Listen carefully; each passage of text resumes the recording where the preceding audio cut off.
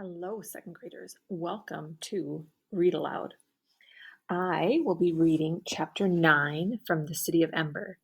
The title of chapter 9 is The Door in the Roped Off Tunnel.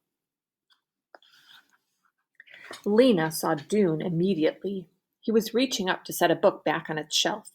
He saw her too when he turned around, and his dark eyebrows flew up in surprise as she hurried over to him. "Your father told me you were here," she said. "Dune, I found something. I want to show it to you." "To me? Why?"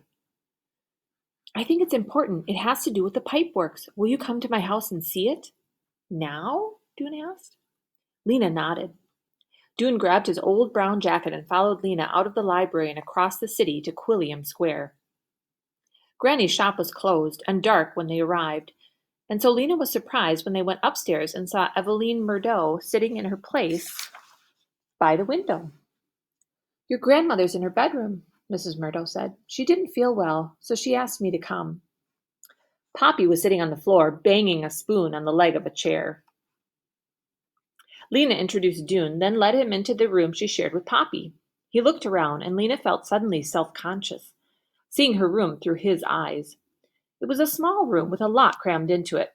There were 2 narrow beds, a very small table that fit into a corner, and a 4-legged stool to sit on. On the wall, clothes hung from hooks, and more clothes were strewn untidily on the floor. Beneath the window was a brown stain made by a bean seed in its pot on the windowsill.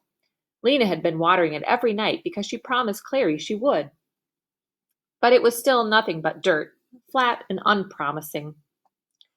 A couple of shelves beside the window held Lena's important possessions: the piece of paper she'd collected for drawing, her pencils, a scarf with a silver thread woven through it. On the parts of the wall that had no hooks and no shelves, she had pinned up some of her pictures. "What are those?" Dune asked. "They're from my imagination," Lena said, feeling slightly embarrassed. "They're pictures of another city." "Oh, you made it up?" "I draw, sort of. Sometimes I dream of it." "I draw too," said Dune, "but I draw other kinds of things." "Like what?" "Mostly insects," said Dune. He told her about his collection of drawings and the worm he was currently observing. To Lena, this sounded far less interesting than an undiscovered city, but she didn't say so.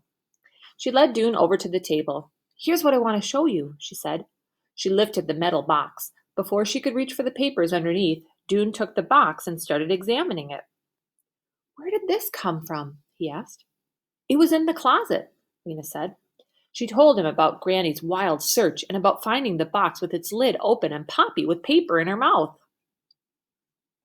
As she talked, Dune turned the box over in his hands, opened and closed its lid, and peered at the latch. Ooh, he's like observing it, like a scientist. "There's some sort of odd mechanism here," he said. He tapped at a small metal compartment at the front of the box. I'd like to see inside this."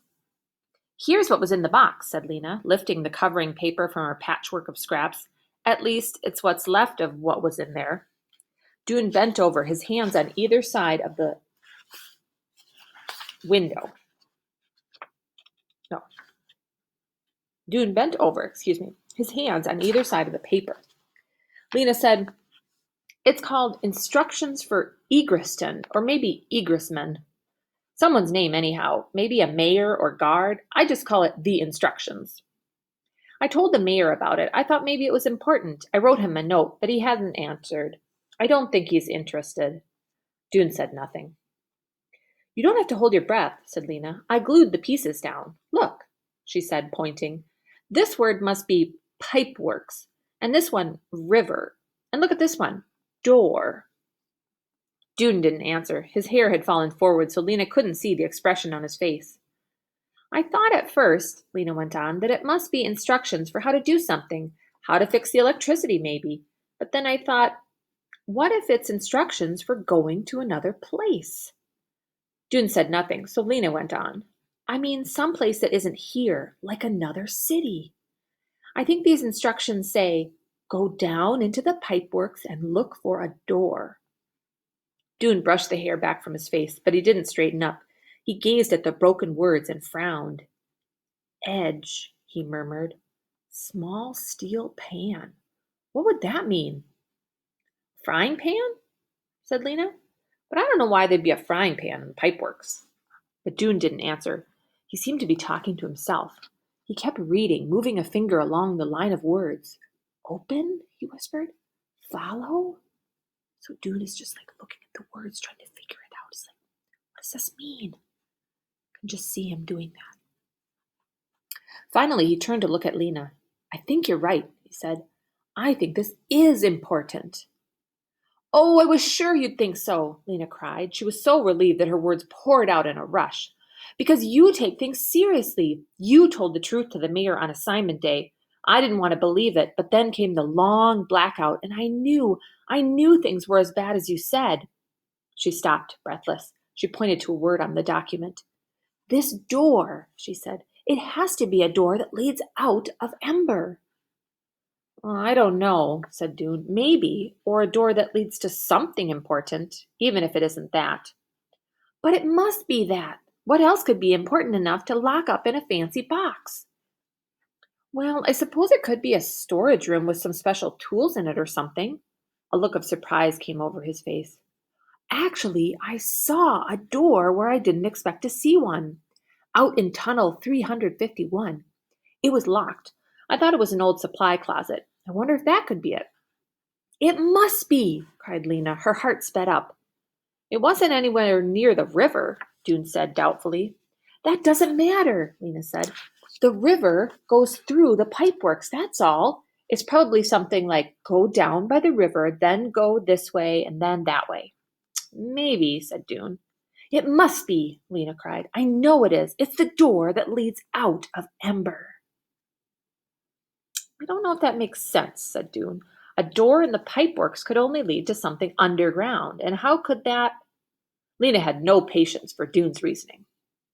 She wanted to dance around the room. She was so excited. We have to find out, she said. We have to find out right away. Dune looked startled. Well, I can go and try the door again, he said. It was locked before, but I suppose I want to go too, said Lena. You want to come down into the pipeworks? Yes, can you get me in?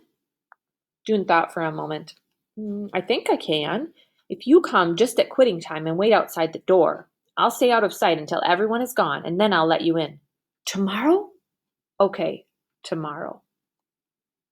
All right, we'll pause there for today, students. Do you think they're going to get in the secret door that maybe could be a way out of Ember?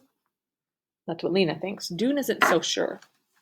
We'll find out next time as we continue Chapter 9, The Door in the Roped Off Tunnel. Dun, dun, dun.